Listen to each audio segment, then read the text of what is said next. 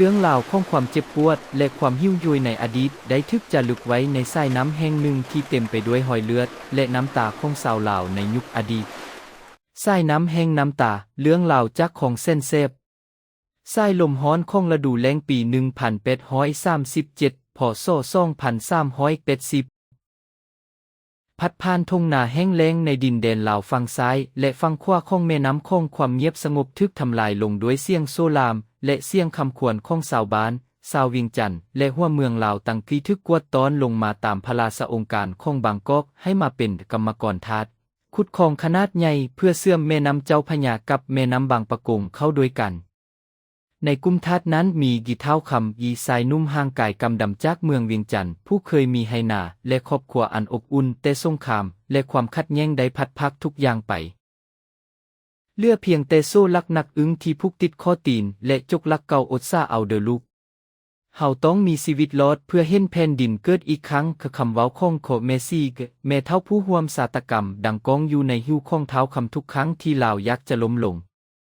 ทุกมือตั้งแต่ตะเวนยังบ่ทันขึ้นจนฮอดยามกลางคืนที่แสงจันทร์ซาดส่องลงมาใส่น้องน้ำคุ้นเสียงจกกระทบดินตมดังขึ้นบ่ขาดสายดินเหนียวนักและสภาพอากาศที่ร้อนอบอ้าวเฮ็ดให้ห่างกายของชาวลาวหลายพันคนมอดม้วยลงไปทุกวันพยาธิไข้ป่ามาเลเรนพยาธิท้องบิดและความอึดหิ้วคือกิมรณะที่คอยเก็บเกี่ยวชีวิตของพวกเขาของเส้นเซฟบ่ได้ทึกขุดขึ้นด้วยแห่งงานธรรมดาแต่มันทึกขุดขึ้นด้วยชีวิตและเลือดเนื้อของบรรพบุรุษลาวหลายคนที่ทนพิษบาดแผลและความอ่อนเพนบ่ไหวก็ทึกฟังลงข้างของนำนั้นอย่างโดดเดี่ยวบ่มีแม้แต่พิธีกรรมทางศาสนามีเพียงแต่เสียงลมพัดและเสียงน้ำไหลที่เป็นเพลงกล่อมวิญญาณแต่ถึงแม้นว่าห่างกายจะทึกจองจำดวงวิญญาณและความเป็นลาวของพวกเขาก็บ่เคยทึกทำลาย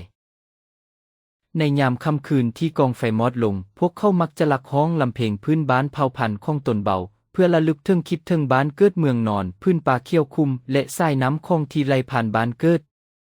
เมื่อวันเวลาผ่านไปจนฮอดปี 1840 ของเส้นแซบก็สำเร็จลงตามพระราชประสงค์ซึ่งช่วยให้การคมนาคมและการค้าขายระหว่างบางกอกกับหัวเมืองสายฝั่งทะเลตะวันออกสะดวกขึ้นอย่างล่วงลาย